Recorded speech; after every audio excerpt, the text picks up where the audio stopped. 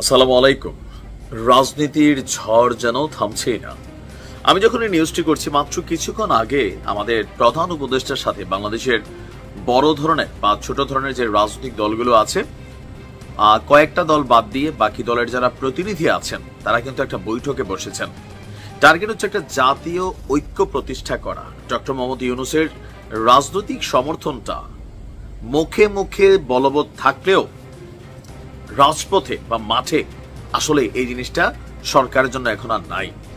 Even আস্তে আস্তে পরিস্থিতি এতটা ঘোলাটে আকার ধারণ করছে, বিএনপি মনে করছে ডক্টর ইউনূসের নিজস্ব দল হচ্ছে এনসিপি, কিন্তু এনসিপি বলছে সরকার এবং উপদেষ্টাদের সাথে আমাদের কোনো সম্পর্ক নেই। একদম চিল্লাতে চিল্লাতে সবাই গলা ফাড়াই ফেলতেছে, বাট তারপরে বিএনপি বিশ্বাস করে না। ইভেন তারা দুই উপদেষ্টা মাহফুজ আসিফ আর আরেকজন হচ্ছে জাতীয় নিরাপত্তা উপদেষ্টা খলিল সাহেব, তিনজনের পদত্যাগ দাবি করেছেন। কিন্তু এই জায়গাতে সরকার কি সিদ্ধান্ত নেবে? মাত্র গনে গনে 24 ঘন্টার